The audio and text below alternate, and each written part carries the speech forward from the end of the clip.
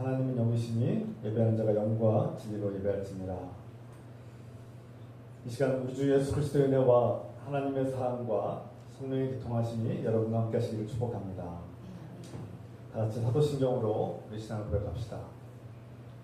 전능하사 천지를 만드신 하나님 아버지를 내가 믿사오며 그의 아들 우리 주 예수 그리스도를 믿사오니 이는 성령으로 잉태하사 동정녀 마리아에게 나시고 본디오 빌라도에게 권을 받으사 십자가에 못 박혀 죽으시고 장사한 지 사흘 만에 죽은 자 가운데서 다시 살아나시며 하늘로 오르사 전능하신 하나님 우편한 자 계시다가 그리스도 산자와 중자를 심판하러 오시리라.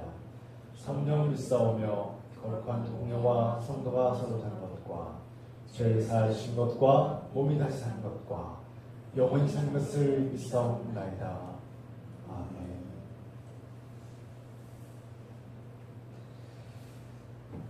찬송드립니다. 183장 찬송 부르시면서 준비하시면 함께 드리겠습니다. 빈들의 마른 풀같이 시들은 나의 영혼 주님이 약속한 성령 간절히 기다리네. 가물어 메마른 땅에 단비를 내리시듯 성령의 단비를 부어 새 생명 주옵소서. 반가운 빗소리 들려 찬천히 춤을 추네. 봄비로 내리는 성령 내게도 주옵소서. 가물어 메마른 땅에 단비를 내리시듯 성령의 단비를 부어 새 생명 주옵소서. 절 따라 우로를 내려 천국이 무성하니 갈급한 내 심령 위에 성령을 부소서. 가물어 메마른 땅에 단비를 내리시듯 성령의 단비를 부어 새 생명 주옵소서. 참되신 사랑의 언약 어길 수 있사오랴. 오늘의 흡족한 은혜 주실 줄 믿습니다. 가물어 메마른 땅에 단비를 내리시듯 성령의 단비를 부어 새 생명 주옵소서. 가물어 메마른 땅에 단비를 내리시듯 성령의 단비를 부어 새 생명 주옵소서. 아멘.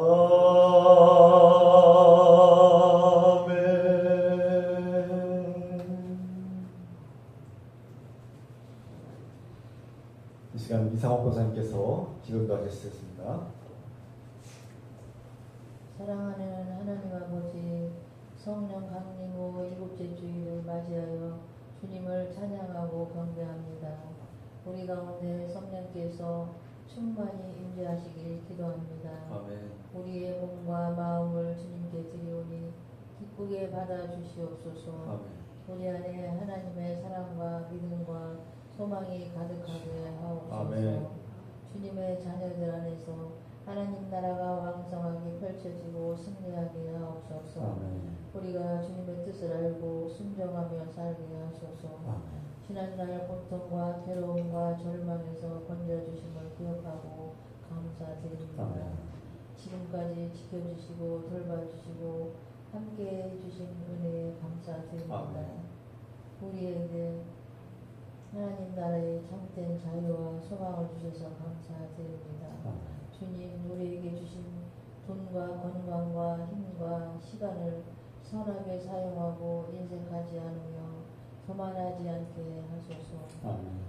주님, 지난날 하나님을 따르지 않고 욕심과 교만과 어리석음과 제약을 행하며 살아왔음을 회개하오니 우리의 죄를 용서해 주시옵소서. 아멘.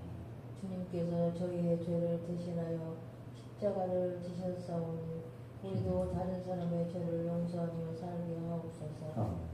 예수 그리스도 안에서 받은 은혜와 생명과 구원을 오늘도 기뻐하고 감사하며 살겠습니다. 아멘. 예수님의 마음을 품고 약자들을 돌보며 살겠습니다. 아멘. 오늘도 목사님께 성령 충만과 힘과 지혜와 능력을 주셔서 전하는 자나 듣는 자 모두에게 주의 말씀을 이루게 하옵소서. 예수 그리스도의 이름으로 기도드립니다. 아멘. 아멘.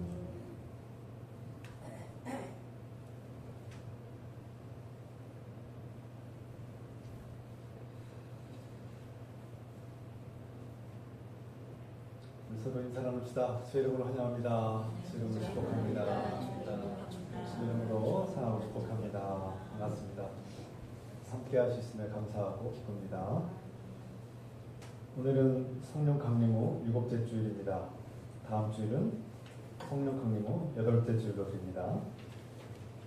성령 강림절을 보내면서 성령께서 우리와 함께 하시기를, 성령 충만하기를 기도합니다. 2026년도가 이제 절반이 지나가고 이제 하반기가 시작되는데, 여러분 우리의 관계를 돌아보고 주님과의 관계 안에서 먼저 하나님과의 관계가 회복되고 공동체의 관계, 우리 관계가 회복되기를 기도합시다. 연합수련회를 우리가 계획하고 있습니다. 8월 말에 우선 잠정적으로 계획하고 있고요. 일정이 좀 바뀔 수 있습니다. 좀 변동상이 있는데 토요일과 주일 이렇게 1박 2일 동안 함께 하시도록 여러분 시간 배려해 주시고, 또 확정되면 다시 알려드리겠습니다.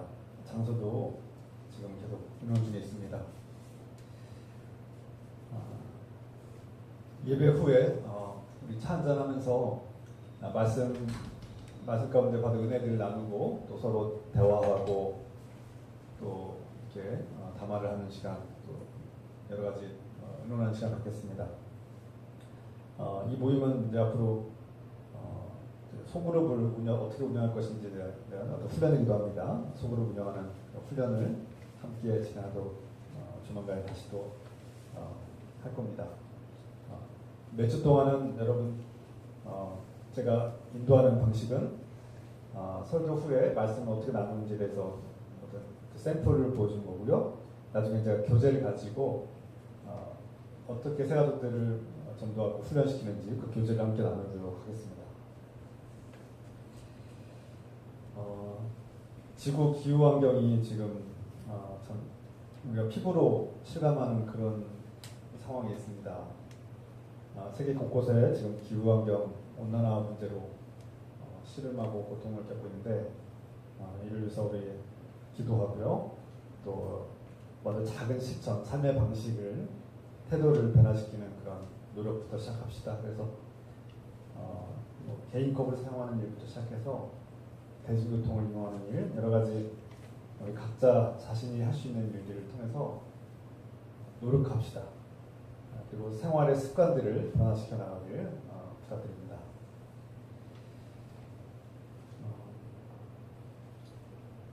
우리 매주 예배당 이렇게 토요일마다 예배당을 청소해 주시고 또 여러 가지 관리해 주시고 섬겨 주시는 우리 아더 수사님께 감사드립니다.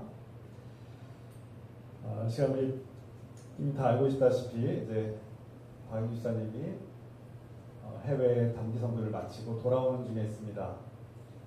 태풍 일정 때문에 지금 잠깐 연착되었고요. 늦어진다고 합니다. 감사하게도 그 2주간의 일정을 잘 마치게 하시는 하나님께 감사드리고, 건강하게 안전하게 돌아올 수 있으면 감사드리고, 또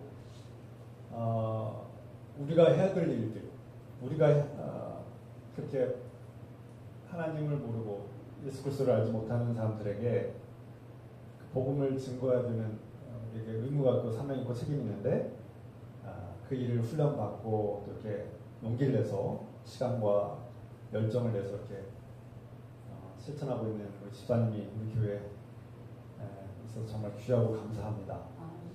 저 여러분들이 해야 될 일을 대신한 거예요.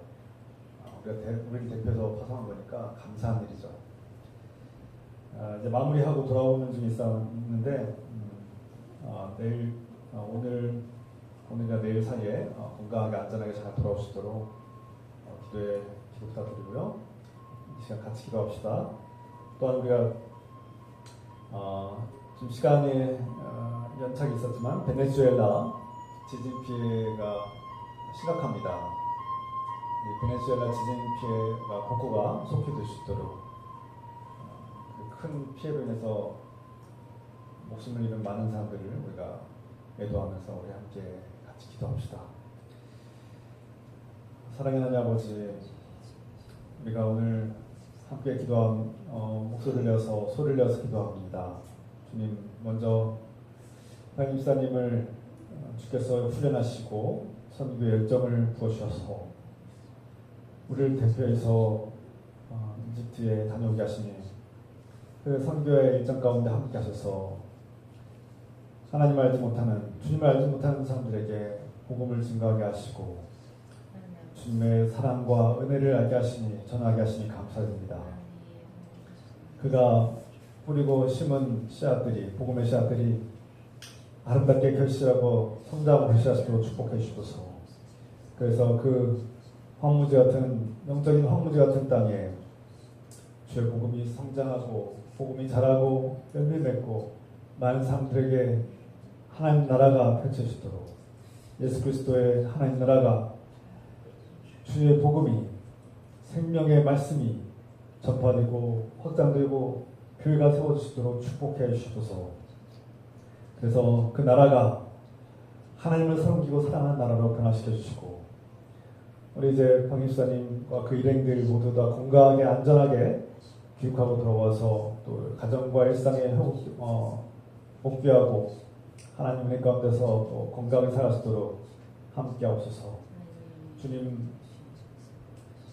또한 동시에 베네수엘라에서는 지진으로 인해서 큰 고통을 겪고 있습니다.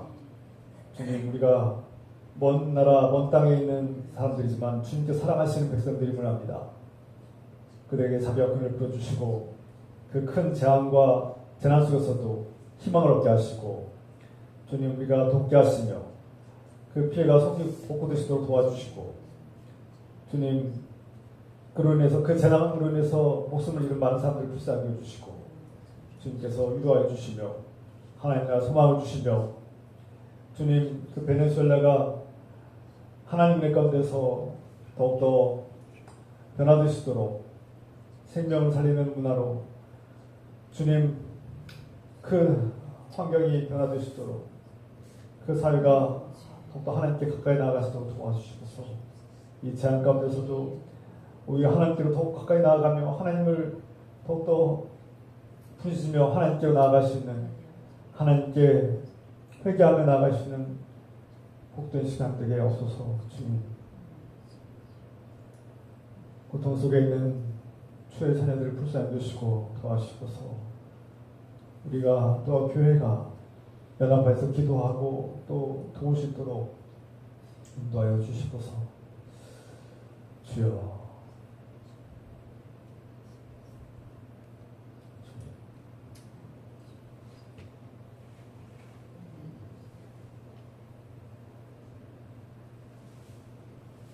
하나님 아버지, 이 모든 것을 주님 예수 그리스도의 이름으로 기도하옵나이다. 아멘.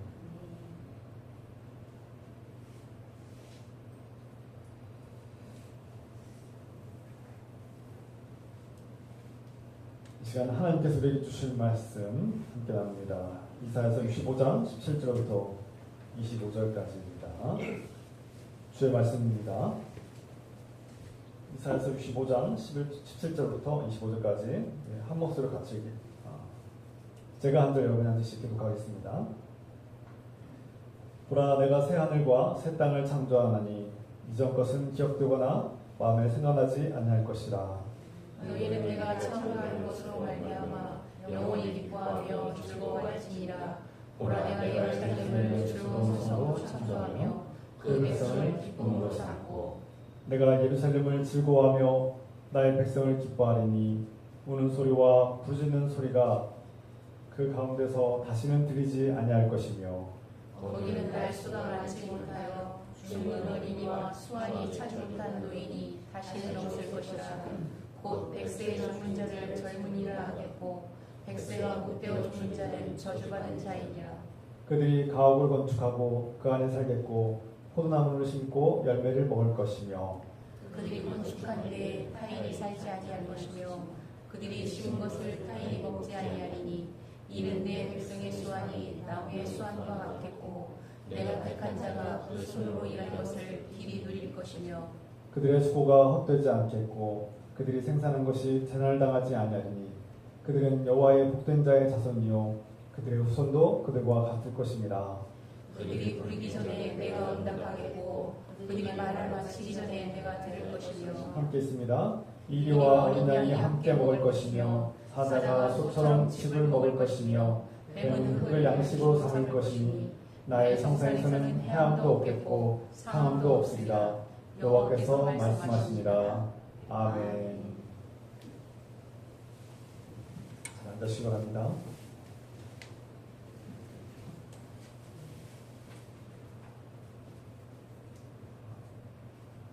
우리는 오늘날 전 세계 곳곳에서 일어나는 일들을 시시각각으로 뉴스를 통해서 들을 수 있습니다. 그런데 대부분의 뉴스들이 우리를 행복하게 하는 뉴스들보다는 우리의 마음을 짓누르는 그런 어두운 뉴스와 소식들이 많은 것 같습니다. 지구촌 다른 한편에서는 거대한 지진 때문에 지금 수천 명이 목숨을 잃고 지금 막 식량이 없어서 집을 잃고 그렇게 피난 대피소에서 생활하는 그런 지경에 이르렀습니다. 또 우리가 알다시피 중동에서는 지금 미국과 이스라엘이 이란을 침공하고 전쟁하는 이런 일들이 지금도 끝나지 않았습니다. 그로 인해서 무주한 어린아이들과 수많은 백성들이 시민들이 목숨을 잃기도 했습니다. 우리는 국가폭력과 억압 또 구조적인 악이 많은 사람들의 일상을 짓밟고 생명을 빼앗는 일을 지금 목도하고 있는 것이죠. 오늘날 우리 한국의 많은 젊은이들은 또 저 여러분들 가운데 많은 사람들은 뼈 빠지게 일하면서도 내 집 마련하는데 어려움을 겪기도 하고 정말 성실하게 열심히 살아왔음에도 불구하고 그 집 마련하는 게 너무나 힘들고 또 마련했지만 대출빚을 갚느라고 빚 갚느라고 허덕이는 그런 모습을 봅니다. 이게 사는 것입니까? 집을 샀는데 내 집이 아니에요. 은행 거예요. 이런 말 있죠. 대출빚 갚느라고. 또 어떤 사람들은 자기 전 재산을 전세로 집을 마련했는데 사기를 당해서 그 하루아침에 자기 집과 전 재산을 다 날리는 이런 일들이 지금 비일비재한 거 아닙니까?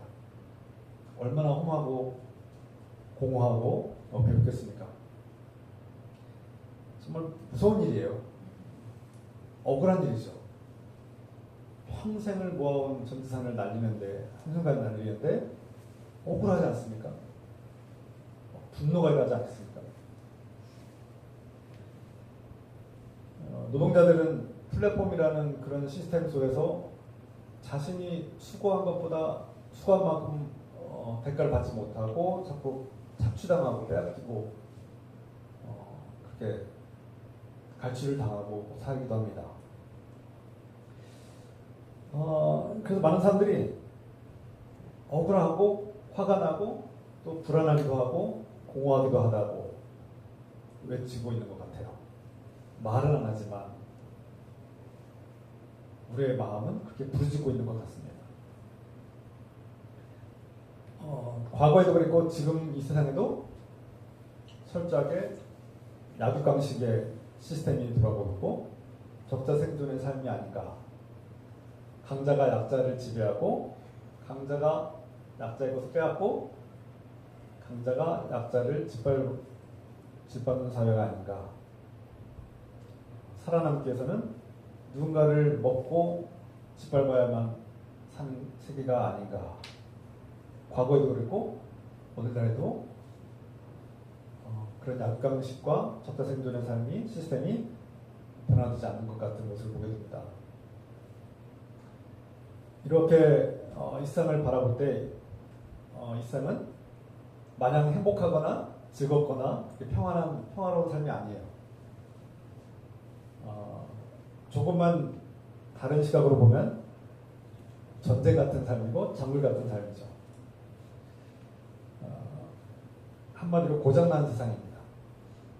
뭐 하나 제대로 된 것이 없어요. 완전한 것이 없습니다. 다 찌그러지고 왜곡되고 부서지고 금가있고 불안불안해요. 그런 가운데 우리가 살고 있고 이렇게 그나마 이렇게 살고 있는 것이 감사하고 정말 천만다행이 아닌가 그런 생각을 할 정도입니다. 동시에 우리는 이런 부조리하고 모순된 현실 속에서 우리 마음속에 갈망이 있음을 보게 됩니다. 이런 부조리하고 모순된 억압과 억울한 삶에서 해방되고 싶은 마음, 자유롭고 싶은 마음, 질병에서 자유롭고 싶은 마음, 가난에서 벗어나고 싶은 마음, 갈망, 이런 약육강식의 세계 속에서 진정한 평화를 누리고 싶은 갈망이 있죠. 그리고 우리 그리스도인들은 이것을 하나님 나라의 소망이라고 부릅니다. 이 갈망을 우리는 하나님 나라의 소망이라고 부르죠. 적어도 하나님 나라는 이 부서지고 깨지고 금가고 불안불안하고 공허한 세상 속에서 우리에게 희망을 줍니다. 우리가 알고 있는 이 세상과 전혀 다른 세상. 그 하나님 나라는 어떤 곳입니까? 오늘 본문 이사야서가 말씀하고 있죠. 이사야서의 이 시편, 이 시인 주인공은 하나님 나라를 갈망하는 거예요. 이 현실 세계를 눈을 뜨고 보니까 너무나 절망적인 거예요. 너무나 피폐하고 이 오늘 말씀을 선포하고 노래하고 꿈꾸고 또 증하는 이 선지자의 마음은 제가 볼 때 오랜 세월 동안 바벨론의 포로로 끌려가서 식민 지배를 받고 그렇게 비참하게 노예와 같은 삶을 살다가 나라를 잃고 조국을 잃고 고향을 잃고 가족을 잃은 사람들이 다시 고향으로 돌아왔을 때 현실은 폐허같고 절망적이지만 그들에게는 이제 하나님께서 함께 하신다는 희망, 하나님께서 우리에게 새로운 나라를 세우게 하신다는 그런 희망이 담겨 있습니다. 그래서 이 세상을 바라볼 때는 참 마음이 무겁고 짓눌리고 화가 나기도 하고 슬프기도 하지만 하나님을 바라보면서 하나님께서 세우실 하나님의 나라는 우리가 알던 세상과 다른 새로운 세상이 펼쳐질 것이라는 것을 기대하고 꿈꾸고 소망하면서 이 기도를, 이 노래를 하고 있는 것 같아요. 그런데 좀 더 나아가서 그가 증거하고 증언하는 이 말씀들은 하나님께서 이루셨고 또 이루어 가실 것이라는 것을 믿고 있어요. 하나님께서 이 선지자에게 하나님 나라를 미리 보여주신 것 같습니다. 오늘 65장, 이사야서 65장의 말씀은 그 특징은 무엇입니까? 그의 현실은 나라를 잃고 또 자신의 조국과 고향이 다 폐허가 된 상황에서 어떻게 살아가야 될까 막막한 현실을 바라볼 때 그의 희망은 하나님입니다. 나에게는 하나님이 있다. 하나님이 나와 함께 하심으로 나에겐 새로운 나라, 새하늘 새 땅, 내가 이전에 알던 새로운 세계가 아니라 하나님께서 앞으로 나에게 주실 하나님 나라가 주어질 것이라는 것을 꿈꾸고 소망하는 것이죠. 우리가 흔히 하나님 나라는 죽으면 가는 곳, 죽으면 가는 천당 정도로 생각하고 말하곤 합니다. 이원론적인 생각이죠. 그러니까 이 몸은 죽으면 땅에 묻히고 영혼만 하나님 나라에 간다. 하나님 천국에 간다. 이렇게 죽어야지 이루어진다고 생각합니다. 그런데 이사야서가 증언하고 선포하는 말씀은 그런 게 없어요. 내가 죽으면 내 영혼이 하나님 나라에 갈 거야. 그 하나님 나라는 아주 행복한 곳일 거야 라고 말하지 않아요. 어떻게 말씀합니까? 우리가 오늘 방금 읽은 말씀에는 이 세계가 변화되는 거예요. 내가 바라보는 이 세계가 완전히 변화되는 거예요. 다시 말해서 하나님이 이 땅에 오셔서 이 땅의 통치자가 되시고 이 땅의 주권자가 되셔서 이 세상을 변화시키는 거예요. 완전히 다른 방식으로 살도록 변형시키는 거예요. 그래서 한마디로 하나님 나라가 내가 죽으면 땡 하고 영원히 하나님 나라로 들어가는 것이 아니라 하나님께서 이 땅에 우리 삶 속에 들어오셔서 우리가 살고 있는 이 세계를 변화시키는 거예요. 시스템도 변화시키고 모든 것을 변화시키는 거예요. 그래서 성경이 증언하고 또 선지자들이 증언하고 말씀하고 있는 하나님 나라는 우리의 삶 속에 들어오시고 우리의 삶을 변화시키고 우리의 모든 인생이 변화되는 세계예요. 그것이 하나님 나라입니다. 결론적으로 하나님 나라는 죽으면 가는 겁니까? 하나님 나라가 죽으면 가는 것이에요? 성경은 그렇게 말씀하지 않아요. 지금 이사야가 노래하고 있는 꿈꾸고 증거하고 있는 하나님 나라는 우리 세계에 들어오신 하나님께서 우리 세계를 철저하게 변화시키고 새하늘과 새 땅, 우리가 알고 있는 이전 세상은 사라지고 하나님께서 통치하시고 하나님께서 창조하신 새로운 세계가 펼쳐진다는 것입니다.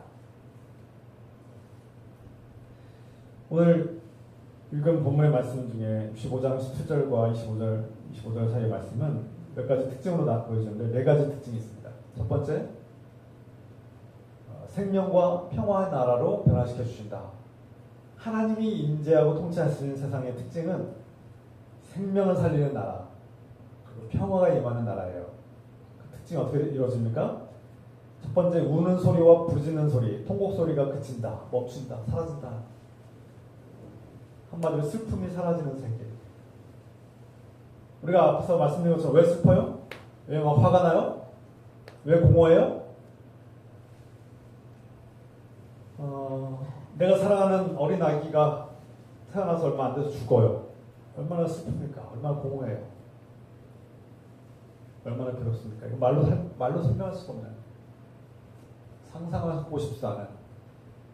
그런데 하나님께서 통치하시는 나라가 임하면 그렇게 어린아이가 죽는 일이 없고 질병으로 죽는 사람도 없고 더 이상 우는 소리도 없고 통곡 소리도 없다. 슬픔과 불행과 죽음이 사라진 나라, 하나님께서 주신 생명을 누리는 나라가 시작된다는 거예요. 우리는 이런 하나님 나라를 꿈꾸고 소망합니다. 내가 알고 내가 경험한 세계는 항상 죽어야만 해요. 어린아이가 병들어 죽고 노인이 되면 늙어서 죽어야만 하고 질병에 고통받고 죽음이 우리를 지배하죠. 그 죽음의 고통과 두려움과 공포는 무서운 것입니다. 상상할 수 없는 무서운 것이죠. 우리는 이 공포와 두려움 속에서 떨면서 불안해하면서 언제 죽음이 닥쳐올까봐, 언제 죽음이 갑자기 나를 지배할까봐 늘 불안해하고 떨며 살죠. 이게 우리의 실존이에요, 실존. 인간의 실존은 뭔가 대단한 것 같지만 늘 우리 안에 죽음에 대한 공포와 두려움이 있어요. 내가 언제 죽을까?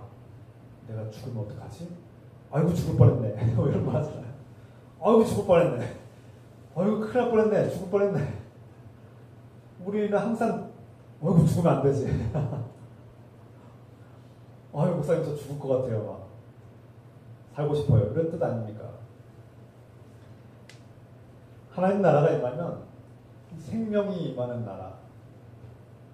하나님이 임한다는 것은 생명이 임한다는 뜻입니다. 두 번째 특징은 정의가 살아있는 나라예요. 우리가 기대하고 소망하고 꿈꾸는 하나님 나라는 정의가 살아있습니다. 그래서 정의는 내가 노력하고 수고한 것들이 노력한 만큼 결실을 맺는 것이 정의라고 성경이 말씀하고 있어요. 그런데 누군가가 내가 노력한 것을 빼앗는 것 행위는 불의예요, 불의. 정의가 파괴되는 거예요. 하나님께서 세우신, 하나님께서 창조하시고 다스리시는, 통치하시는 나라는 정의가 세워지는 나라인데 내가 노력하고 내가 수고한 만큼 얻는 나라예요. 그런데 그래요. 노력하지 않는 사람들은 노력하지 않은 대가를 받고 노력한 사람들은 노력한 만큼의 결과를 얻고 왜곡이 없어요. 뺏는 사람이 없어요. 갈취가 없어요. 중간에 착취가 없어요. 내가 노력한 만큼 그대로 누릴 수 있는 사회가 펼쳐지는 거예요. 이 사회가 꿈꾸는 하나님 나라죠. 이것은 정의가 살아있는 나라, 억울한 사람이 없는 나라, 분노가 막 억울해서 막 화가 나지 않는, 더 이상 억울해서 화낼 필요가 없는 그런 나라가 펼쳐진다는 것이죠. 사회 구조적으로 늘 착취하고 우리는 알게 모르게 착취를 당하고 사는데 그 착취가 사라지는 나라. 누군가 내 것을 빼앗거나 내 능력과 내 것을 빼앗는 이 시스템이 사라지는 나라. 하나님 나라죠. 세 번째 특징은 힘의 구조, 지배 구조가 바뀌는 세상이에요. 25절 말씀처럼 이리와 어린 양이 함께 먹고 사자가 소처럼 지푸라기를 먹을 것이다. 무슨 뜻입니까? 이 먹고 먹히는 약육강식의 세계가 사라진다는 거예요. 적자생존의 세계가 시스템이 사라진다는 거예요. 다른 시스템, 다른 방식으로 운영되는데 강자가 약자와 함께 어우러지는 삶, 서로를 빼앗고 죽이고 먹고 먹히는 관계가 끝나고 착취하는 관계가 끝나고 서로를 섬기고 서로를 존중하고 약자의 방식을 존중하고 사자가 풀을 먹고 사는 세계가 펼쳐진다는 것이죠. 이것이 이 사회가 본 하나님 나라예요. 또 네 번째로 주님께서 뭐라고 말씀하십니까?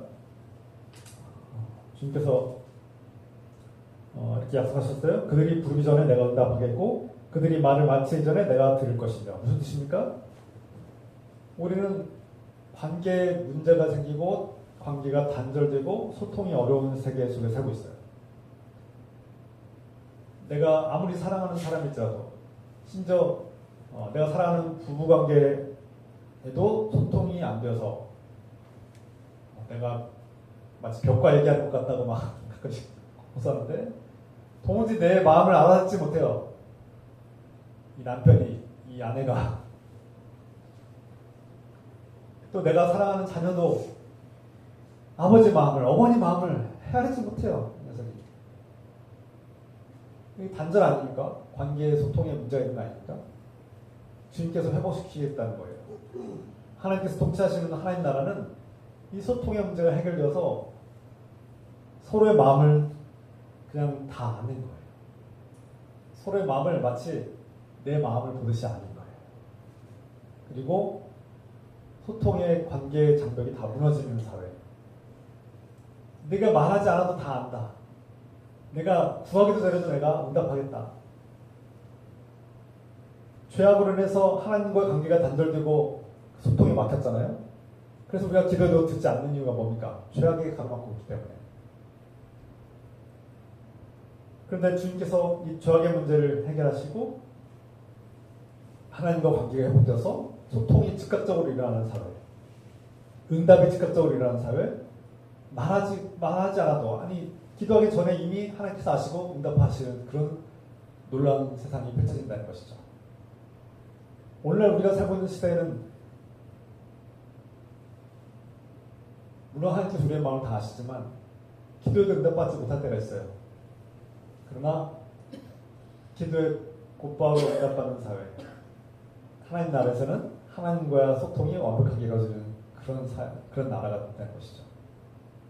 이것이 오늘 이사야가 우리 꿈꾸고 또 증거하는 하나님 나라의 소망이고 특징들입니다. 그런데 이 하나님 나라가 오늘 이사야가 선포하고 또 꿈꾸고 노래하는 이 하나님 나라가 역사 속에서 이루어진 적이 있습니까? 어떤 면에서는 한 번도 이루어진 적이 없어요. 어떤 면에서는 불가능해요. 사자가 지금 어린 양과 함께 뛰어놀고 사자가 풀을 먹고 살고 있습니까? 늑대가 어린 양과 함께 지금 함께 어우러지고 있습니까? 여전히 우리는 약육강식의 세계 속에 살고 있죠. 여전히 강자가 약자들 짓밟고 있는 세계 속에 살고 있어요. 그래서 제가 어떤 면에서는 이사야서가 증거하고 꿈꾸고 소망하는 이 하나님 나라는 한 번도 이루어진 적이 없는 것 같아요. 역사 속에서 한 번도 이루어진 적이 없습니다. 앞으로 이루어질지 모르겠습니다. 실현되는 것이 불가능해 보입니다. 그러면 이 하나님 나라는 어떻게 이루어집니까? 그럼 이사야서의 말씀은 거짓말입니까? 이사야 선지자가 우리에게 거짓말한 거예요? 하나님께서 보여주셨는데 하나님께서 약속하셨습니다. 내가 그렇게 창조할 것이다. 내가 창조하는 하나님 나라는 이렇게 될 거야 라고 약속해 주셨는데 하나님께서 우리에게 거짓말 하신 겁니까? 아니죠. 하나님 나라를 어떻게 이룰 수 있고 어떻게 우리에게 이루어집니까? 이스라엘 백성들은 이 이사야 말씀을 읽을 때 어떤 마음이었을까요? 자신들의 노력으로 이 하나님 말씀과 약속을 이루려고 했어요. 첫 번째, 제사를 열심히 충실하게 드리면 이 하나님 나라가 임할 줄 알았어요. 그래서 제사를 열심히 드립니다. 완벽한 제사를 드리려고 노력해요. 한동안 이스라엘 백성들은 이 제사에 정말 완벽하게 하려고 충실하게 제사를 드렸어요. 그러나 그것은 불완전했을 수밖에 없었고 실패했죠. 제사를 아무리 잘 드려도 하나님 나라가 이루어지지 않았어요. 두 번째, 율법을 완벽하게 지키면 하나님 나라가 이루어질 줄 알았어요. 율법을 완벽하게 지켰어요. 성경에도 나오지 않는 율법들을 만들어서 622기가 넘는 그런 율법까지 만들어서 완벽한 세상을 만들어 보려고 애쓰고 노력했어요. 그러나 실패했어요. 오히려 그 율법은 사람들 더 죄책감을 불러일으켰고 더 사람들의 삶을 짓눌렀고 사람들을 더 계급을 형성하게 만들었고 율법을 지킨 자들과 율법을 지키지 못한 자들을 더 핍박하고 억압하고 비난하고 정죄하는 일이 펼쳐지기 시작했죠. 율법을 아무리 완벽하게 지켜도 이루어지지 않은 거예요. 하나님 나라는 오지 않았어요. 오늘 현대인들은 많은 사람들이 도덕적으로 문제가 없으면 내가 사람을 죽이거나 도둑질하지 않거나 뭐 이렇게 큰 범죄를 저지르지 않고 평범하게 보통 사람 살면 하나님 나라에 갈 수 있다고 믿어요. 그렇게 살고 있어요. 그래서 설문조사를 하면 당신이 하나님 나라에 갈 수 있습니까? 하면 87% 이상이 하나님 나라에 간다고 믿고 살고 있더라고요. 심지어 하나님을 믿고 그리스도인이라고 하는 사람들 외에도 한 번도 신앙생활을 해본 적이 없는 사람들조차도 자기가 하나님 나라 갈 수 있다고 믿더라고요. 왜 그렇습니까? 했더니 나는 살인을 저지르거나 도둑질을 하거나 뭐 범죄를 저지른 적이 없기 때문에 나는 하나님 나라 갈 수 있어요 라고 말한다고 합니다. 실제로 그렇게 들은 적이 있어요. 여러분, 하나님 나라는 도덕적으로 훌륭한 사람들이 가는 곳입니까? 범죄를 저지르지 않으면 다 가는 곳입니까? 평범하게 살면 다 갈 수 있는 곳입니까? 그런데 많은 사람들이 그렇게 생각한다는 거예요. 그래서 예수님께서 이렇게 말씀하셨죠. 하나님 나라는 좁고 험한 길로 가야 된다. 그런데 많은 사람들이 넓고 평탄한 길로 간다. 가슴이 아프다. 예수님께서 말씀하신 거예요. 가슴이 아프다. 이 길로 가야 되는데 내 길로 가야지 하나님 나라가 임하는데 사람들이 넓고 평탄한 길로만 가더라. 그 넓고 평탄한 길의 끝은 절망과 죽음인데 그 길이 편하니까 자신의 탐욕과 욕심과 자신의 연약함과 죄악된 본성을 따라서 넓고 평안한 길로 그 길로 다 간다는 겁니다. 하나님의 길로 가는 것은 좁고 험한 길인데 그 길로 가는 길을 거부하고 외면하고 피하고 도망친다는 거예요. 사람들이. 넓고 평탄한 길로 가면 그 끝은 절망과 죽음인데 사람들은 좁고 험한 길을 외면하고 하나님 나라를 외면한다는 것입니다. 무슨 뜻입니까? 좁고 험한 길은 도대체 어떤 길입니까? 어떤 길이 좁고 험한 길이에요? 사람들이 하나님 나라를 얻기 위해서 넓고 평탄한 길로 간다는 것은 무엇입니까? 무슨 뜻입니까? 자기 마음대로 편한 대로 한다는 거예요. 이 정도면 하나님 나라 갈 수 있지. 나 정도면 하나님 나라 가지. 내가 하나님 나라 못 가면 어떻게 가? 이런 생각으로 일주일에 한 번 교회 갔으면 됐지. 그럼 하나님 나라 가지. 뭐 어떻게 해야 돼? 내가 헌금도 하고 일주일에 한 번씩 교회 예배도 드리는데 하나님 나라 가지. 왜 못 가? 이런 생각에 빠져 있다는 거예요. 이건 넓고 평탄한 길입니다. 자기 종교적 열성으로 하나님 나라를 얻겠다는 신도예요. 하나님 나라가 그렇게 얻어집니까? 하나님 나라는 그렇게 이루어집니까? 여러분 진지하게 생각해 보십시오. 하나님 나라는 어떻게 실현되는 겁니까? 하나님 나라는 어떻게 얻어야 되는 거예요? 일주일에 한 번씩 예배 드리면 끝나는 거예요? 그냥 그건 넓고 평탄한 길이에요. 사람들이 넓고 평탄한 길로 가요. 과연 그 길에 하나님 나라가 있습니까? 예수님께서는 왜 하나님 나라가 좁고 험난한 길로 가야 된다고 말씀하셨을까요? 무슨 뜻입니까? 그만큼 많은 사람들이 택하지 않는 길이고 많은 사람들이 택한 길은 넓고 평탄하고 편안한 길이에요. 누구나 가고 싶은 길이에요. 빨리 갈 수 있는 길이에요. 좁고 험난한 길은 사람들이 기피하고 피하고 도망치는 길이에요. 그만큼 하나님 나라는 많은 사람들에게 열려있기, 모든 사람들에게 열려있지만, 모든 사람들에게 다 열려있지만 그 하나님 나라를 얻는 사람들은 소수라는 뜻입니다. 소수. 적은 자들이 얻는 거예요. 좁고 험한 길로 간 사람은 소수에 불과하기 때문에.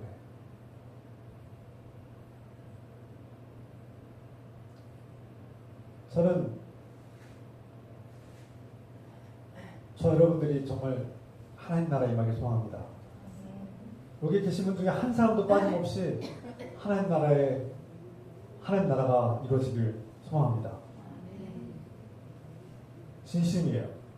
목사의 간절한 바람은 저에게 맡겨주신 사람들을 한 사람도 빠짐없이 하나님 나라를 인도하는 거예요.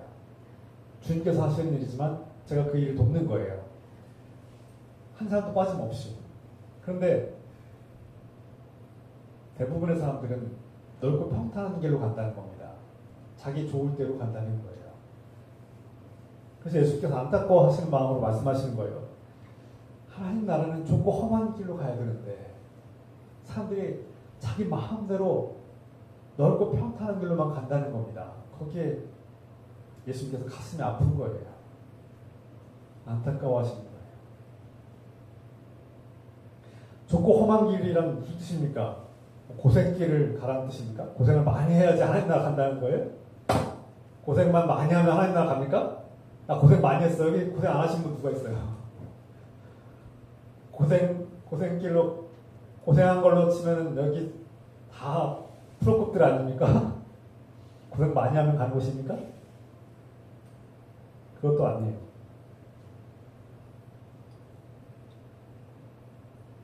한마디로 얘기하면 예수 그리스도의 십자가와 부활의 길로 가는 거예요. 그런데 이걸 풀어서 말씀드리면 잘 이해 못하니까 풀어서 말씀드리면 이게 좁고 험한 길이에요. 예수 그리스도의 십자가와 부활의 길이 좁고 험한 길인데 이 길이 생명의 길인데 예수 그리스도의 십자가가 뭐냐? 부활이 뭐냐? 그 길이 왜 좁고 험한 길이냐?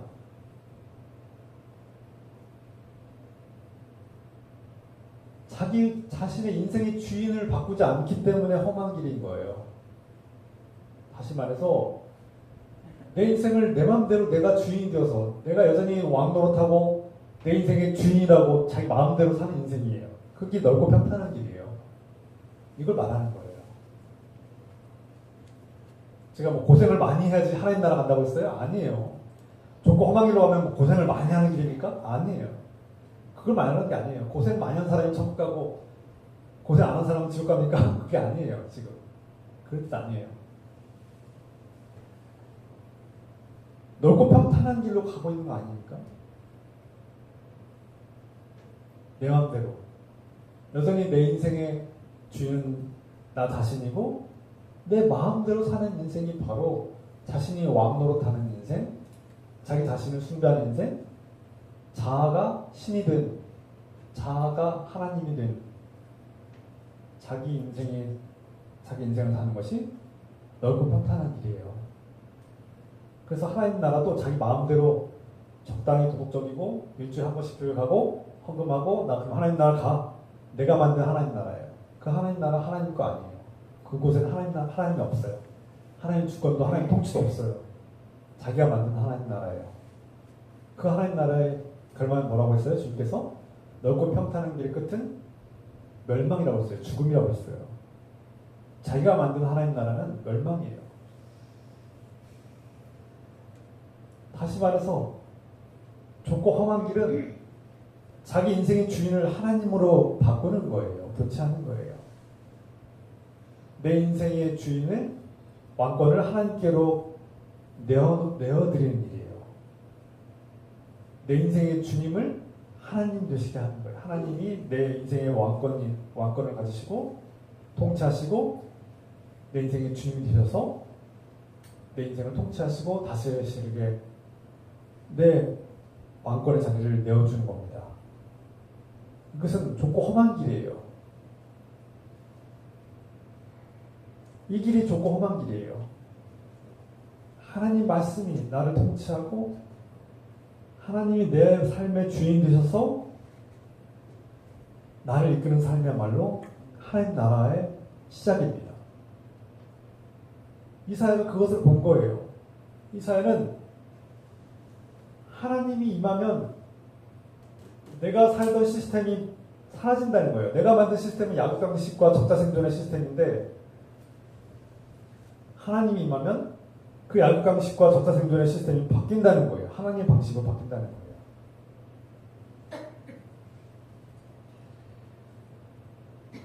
내가 만든 세계 속에서는 내가 인생의 주인 될 때는 날마다 우는 사람이 생기고 통곡하는 사람이 생길 수밖에 없는데 하나님이 통치하시는 세계는 더 이상 울음소리가 사라지고 통곡소리가 사라지고 기쁨이 넘치는 세계가 된다는 거예요. 이거는 하나님이 하실 수 있다는 뜻입니다. 내가 못한다는 거예요. 내 인생에 내가 주인 되어서 내가 내 인생을 주관하고 내 마음대로 살면 그 인생은 망할 수밖에 없는 이전 세상과 똑같을 수밖에 없어요. 그런데 하나님께서 인지하셔서 하나님께서 통치하시는 세계가 시작되면 이사야가 노래하고 꿈꾸고 소망한 그 증거하는 세계가 하나님 나라가 새로운 새 땅과 새 하늘과 새 땅이 시작된다는 거예요. 네, 끄세요. 끄세요.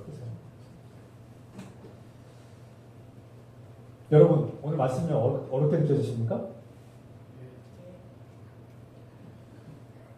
내 마음대로 사는 게 넓고 평탄한 길로 가는 거예요. 넓고 평탄한 길로 가면 그 길은 멸망이에요. 그런데 예수님께서 말씀하셨잖아요. 넓고 평탄한 길로 가면 죽는다. 멸망이다. 그런데 좁고 험난한 길로 가야지 산다. 그곳에 생명이 있다. 하나님 나라가 있다. 그랬죠. 그런데 그 좁고 험난한 길이 뭐냐? 고생길이냐? 아니라 내 인생의 주권과 내 왕권을 철거하고 해체하고 주님께서 내 인생의 왕이 되실 때 내 인생의 주님이 주인 되시는 삶이 바로 하나님 나라가 시작되는 거라고요. 이게 어렵습니까? 이게 어려워요?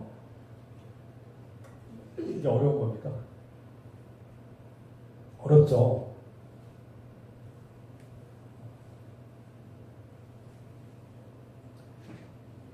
이것을 우리의 인간의 힘으로는, 인간의 지식과 인간의 연약함과 인간의 죄성과 본성으로는 도무지 이 하나님 나라가 이루어질 수 없는 거예요.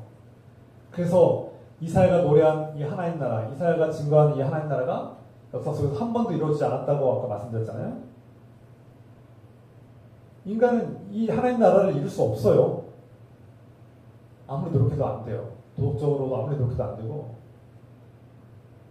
아무리 완벽한 시스템과 제도를 만들어도 안 돼요.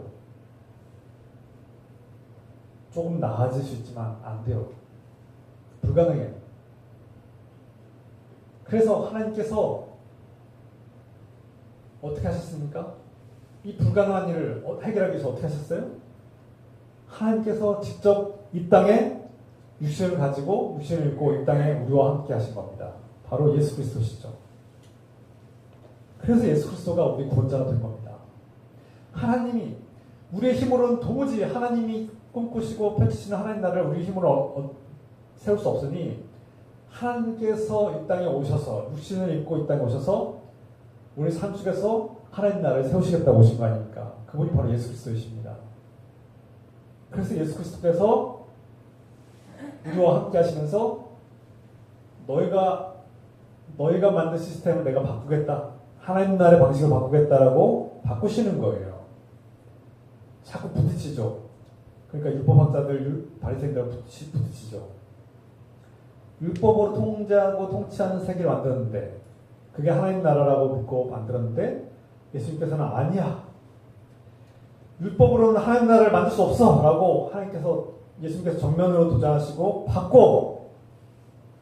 하나님 나라는 사랑으로, 하나님 나라는 믿음으로, 하나님 나라는 소망으로 이루어지는 거야.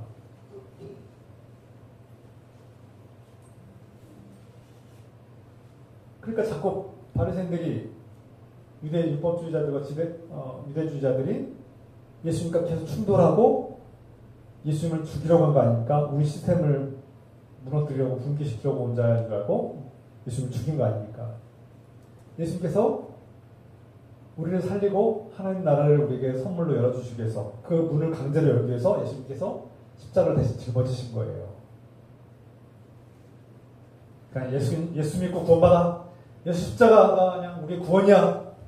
예수 믿고 구원받고 예수 믿고 천당 가. 이거는 지금 너무나 왜곡된, 너무나 잘못된 하나님을 이해하지 못하는 예수님께서 왜 십자가를 짊어지셔야 되는지에 대해서 너무 무지한 발언 아닙니까?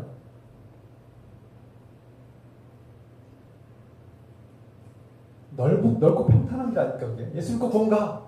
예수 믿고 구원받아. 그냥 교회 나가면 다 구원받아. 이건 넓고 평탄한 길입니다. 넓고 평탄한 길의 끝은 멸망이죠. 하나님 나라 없어요. 하나님 나라는 좁고 험난한 길로 가야 된다고 했잖아요. 왜 자꾸 넓고 평탄한 길로만 가십니까? 넓고 평탄한 길의 끝은 거기에 생명이 있습니까? 행복이 있습니까? 넓고 평탄한 길로 자기 마음대로 간 길은 멸망이라고요.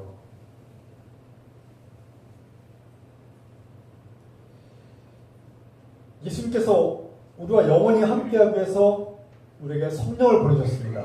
예수 그리스도의 영, 성령께서 우리와 함께 하시면 성령을 뭐라고 했어요? 생명의 영이 우리와 함께하면 아까 말씀드린 대로 반드시 죽어야 되는 죽음의 공포와 불안 속에 살고 있는 우리에게 생명의 나라가 시작되는 겁니다. 예수 그리스도가 임하면, 성령이 임하면 그리스도가 우리를 통치하는 세계가 시작되면 이제 죽음은 끝나고 생명이 시작되는 거예요. 이게 하나님 나라입니다. 하나님이 통치하시고 하나님께서 모든 것을 다 왕권을 위임해 주신 예수 그리스도의 영이 우리 안에 임하시면 예수 그리스도께서 통치하시는, 성령이 통치하시는 사람과 그 나라는 이미 하나님 나라가 시작되는 거라고요.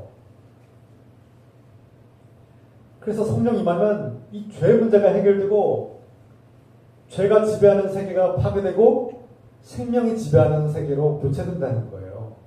이게 하나님 나라가 시작되는 거예요. 하나님 나라 죽으면 가는 겁니까? 예수님이 우리 마음에 임하시면 하나님 나라가 시작되는 거라고요.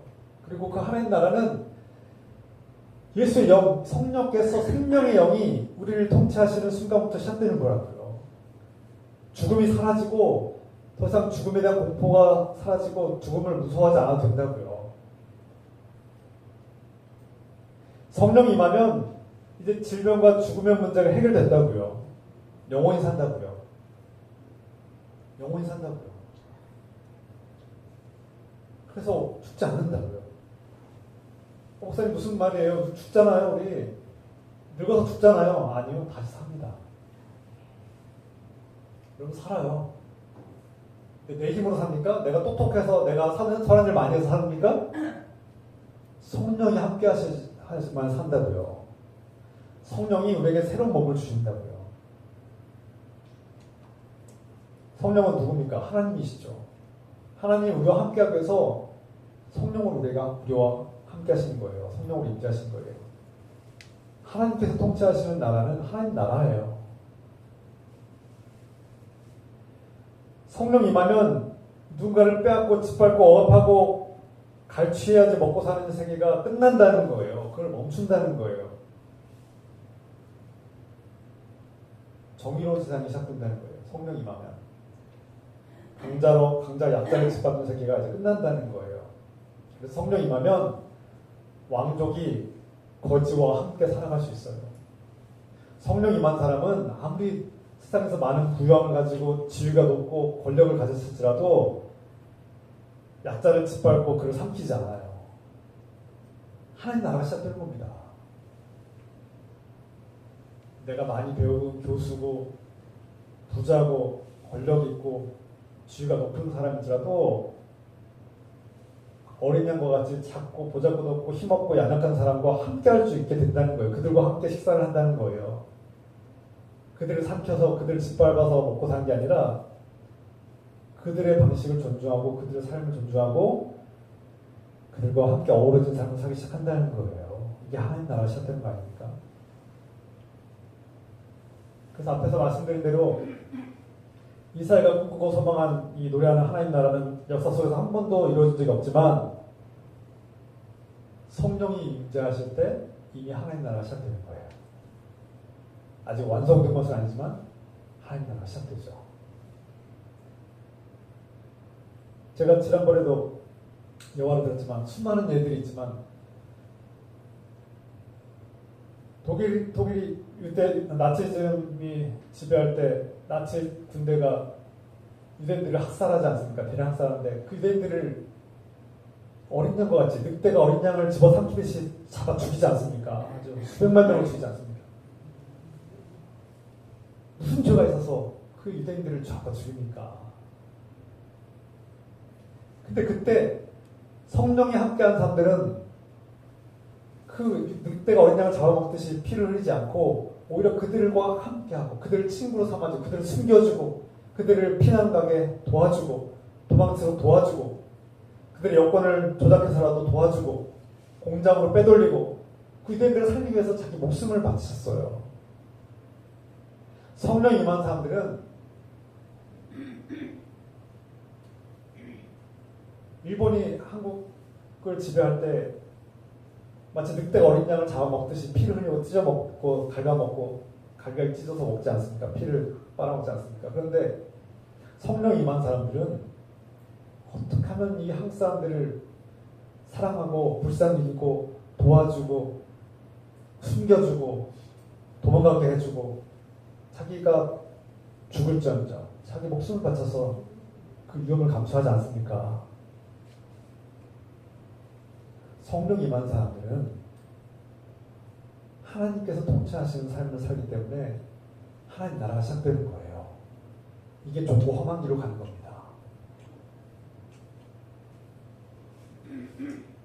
좁고 험한 길로 가다 보니까 얼마나 기도를 몇 시간씩 하고 예배를 몇 번씩 드리고 성경 말씀 막 열심히 암기하고 이게 좁고 험한 길이 아니라 그거는 넓고 평탄한 길이에요. 물론 필요하지만 자기 마음대로 믿겠다는 거 아닙니까? 자기는 그렇게 해서 구원받겠다는 거 아닙니까? 내 마음대로 구원받겠다는 거 아닙니까? 내 방식대로 편한 대로 그게 편하니까 성경 읽고 기도하고 예배 잘 드리면 구원받는 거 그게 평안한 길 너무 평안한 게 아니니까 내 마음대로 구원받는 거 아닙니까? 좁고 험한 길로 가라고요.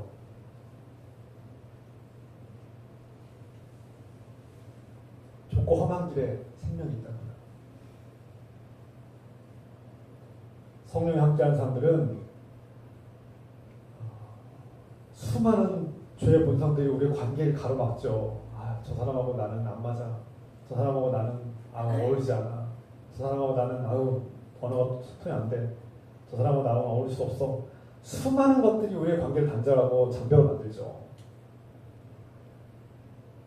그러나 성령이 임하면 그 모든 관계의 장벽들을 다 허물고 그 마음을 읽기 시작한다고요. 그 마음이 보여요. 그 사람이 왜 그러는지.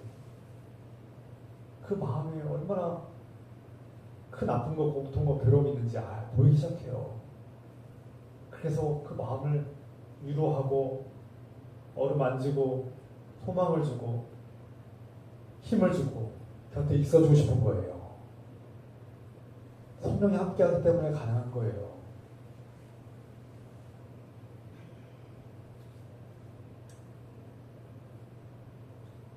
성령이 함께하기 때문에 하나님 나라가 시작된 겁니다. 이게 하나님께서 우리에게 준 선물이에요. 이것이 하나님께서 우리에게 하나님 나라를 이루시는 방식이에요.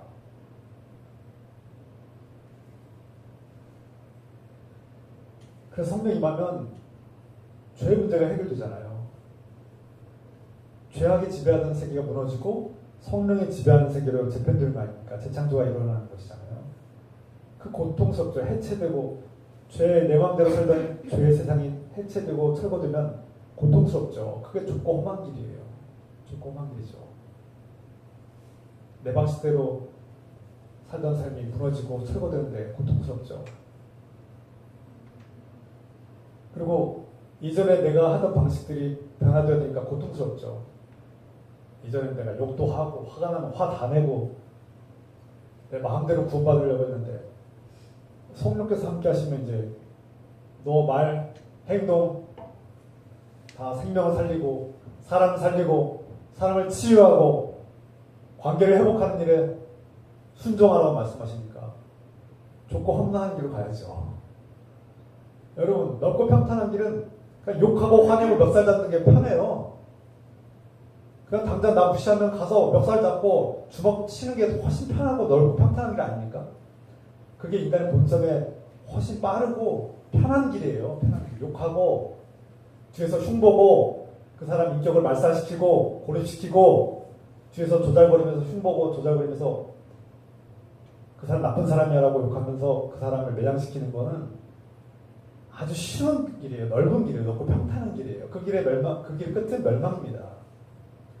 그런데 그 사람을 인정해주고 세워주고 용서해주고 함께 가자고 손을 내미는 일은 좁고 험한 길이에요. 좁고 험한 길. 다들 그 길을 피하는 거 아닙니까? 그 사람을 용납하고 인내하고 손을 내밀라고 하면 나 못해 하고 피하는 게 다 넓고 평탄한 길이라고요. 그 길은 멸망이라고요. 그래서 하나님 나라는 생명을 살리는 구원은 좁고 험한 길로 가야 된다는 겁니다. 이해가 되셨습니까?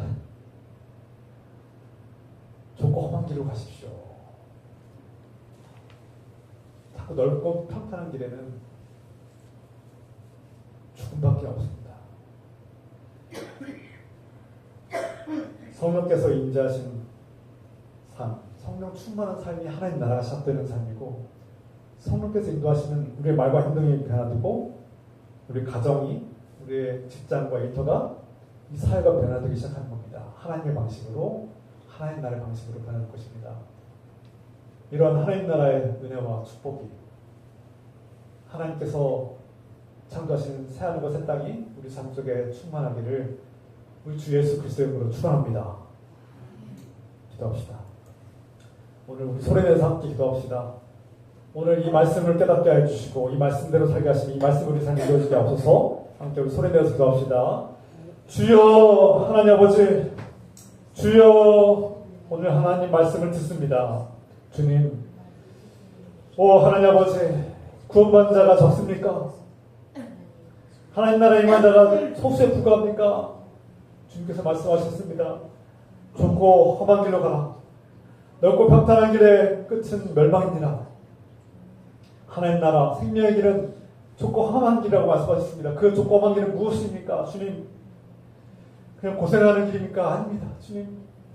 주님, 넓고 평탄한 길은 그저 내 마음대로, 화가 나면 화난 대로, 화가 나면 욕하고, 화가 나면 욕하고 비난하고, 내 마음대로 그 사람을 매장시키고 몰살시키는 것이었습니다. 주님, 넓고 평탄한 길은 내 마음대로 그저 평안하게 그저 일주일에 한 번 예배드리고, 그저 일주일에 한 번 교회 가서 기도하고, 그것이 구원받는 길이라고 생각했습니다. 주님, 그 길은 정말 넓고 평탄한 길입니다. 주님, 좁고 험한 길로 가라고 하신 말씀이 무엇인지 깨닫게 해주시옵소서. 주님, 아프고 병든 사람들을 향해서 손을 내밀고 그들을 돕고 섬기라고 하는 길은 좁고 험한 길입니다. 사람들은 그 길을 피하고 외면합니다. 다른 사람들의 아픔과 고통을 위로하고 그들과 함께하고 그들을 살리고 그들을 생명을 주는 말씀을 전하는 일은 좁고 험한 길입니다. 주님, 내 인생을 내 마음대로 사는 길은 넓고 평탄한 길임을 깨닫습니다. 주님, 나는 넓고 평탄한 길로 가기를 좋아했습니다. 그러나 주님, 그 넓고 평탄한 길의 끝은 멸망임을 깨닫고 좁고 험한 길로 돌아오게 하소서. 좁고 험한 길은 내 마음대로 사는 것이 아니라 주님의 말씀대로, 성령이 이끄시는 삶, 성령이 이끄시는 말씀대로 성령께서 통치하시는 삶으로 나아가는 것임을 깨닫습니다.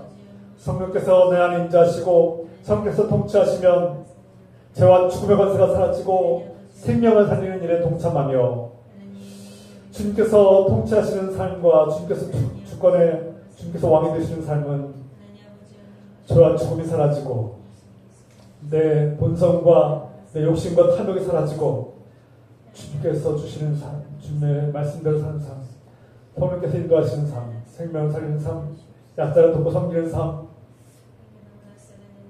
작고 연약한 사람들과 함께하는 삶, 그들을 무시하지 않는 삶, 그들을 존중하는 삶임을 깨닫게 됩니다. 주님, 내 인간의 본성은 더 많고 더 크고 더 성공하고 더 강한 자리에 나아가려고 합니다. 그러나 주님께서 성령께서 인도하시는 삶은 작고 가난하고 연약한 사람들과 함께하라고 말씀하십니다. 주님, 성령께서 인도하시는 삶을 살게 도와주셔서 성령이 생명이 함께하는 삶이 하나님 나라가 시작되었음을 깨닫고 날마다 우리 말과 행동이 변화되고 우리 가정이 변화되고 우리 삶이 변화되고 이 사회가 변화될 수 있는 하나님 나라가 시작되게 하옵소서. 하나님, 주님께서 통치하시는 주님께서 왕이 되시는 주권의 삶이 회복되게 하시고 시작되게 하여 주시옵소서. 주여, 그 나라가 하나님 나라가 시작되는 것을 깨닫게 도와주소서. 주님, 도와주소서.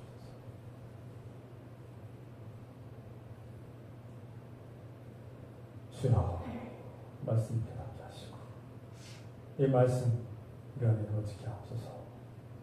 주여, 이 말씀을 우리 삶에 이루어지게 하시고 주의 뜻이 이루어지고 주의 말씀을 우리 삶 속에 변화를 일으키며 하나님 나라가 임하게 하옵소서.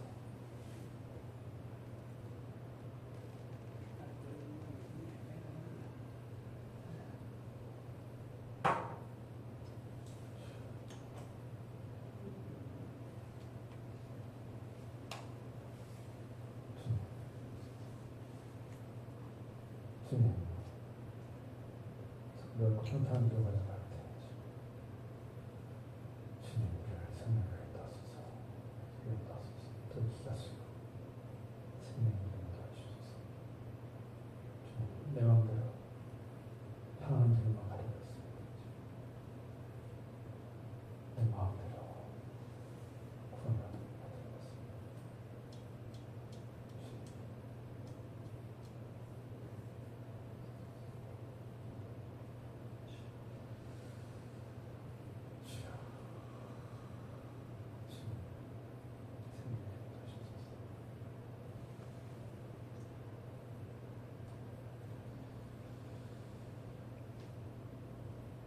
사랑하는 아버지, 우리의 본성은, 우리의 죄성은 끊임없이 넓고 평탄한 길로 자기 인생의 주인이 되어서 자기 마음대로 살도록 합니다. 그 죄의 본성의 길은 파멸과 죽음의 그 끝은 파멸과 죽음입니다. 우리가 화를 내고 복수하고 누군가 비난하고 욕심을 따라서 탐욕을 따라 사는 삶은 넓고 평탄한 길입니다. 그 길은 너무나 쉽고 너무나 달콤해 보입니다. 그러나 그 길의 끝은 멸망입니다. 생명을 살리는 길은 좁고 험난한 길이 있습니다. 주님께서 말씀하신 것처럼 우리가 성령 충만함으로 성령의 인도하심을 따라 내 인생의 주인을 예수 그리스도로 바꾸고 주님이 내 인생의 만왕의 왕이 되시며 주의 말씀을 따라 성령의 인도하심을 따라 살기 때 그 길은 좁고 험난한 길임을 깨닫습니다. 그러나 그 길이 생명의 길이고 그 길이 하나님 나라의 있음을 깨닫고 주님, 우리가 좁고 험난한 길로 용기를 내어서 나아가시도록 도와주셔서 내 죄악의 본성으로는 넓고 평탄한 길로만 가려고 하지만 주님께서 인도하시는 성령 인도하심을 따라 성령 충만함으로 생명의 길로 나아가시도록 도와주시옵소서. 이제는 우리를 생명의 길로 나아가시도록 인도하시는 우리 주 예수 그리스도의 은혜와 우리를 있는 모습 그대로 응답하시고 용서하시며 하나님 나라를 인도하시는 하나님 아버지의 끝없는 사랑하심과 우리에게 용기를 줘서 좁은 길로 좁고 험난한 길로 안내하시는 생명의 길로 안내하시는 성령의 인도하심과 통치하심이 지금부터 영원토록 함께 해주시기를 간절히 축원하옵나이다. 아멘.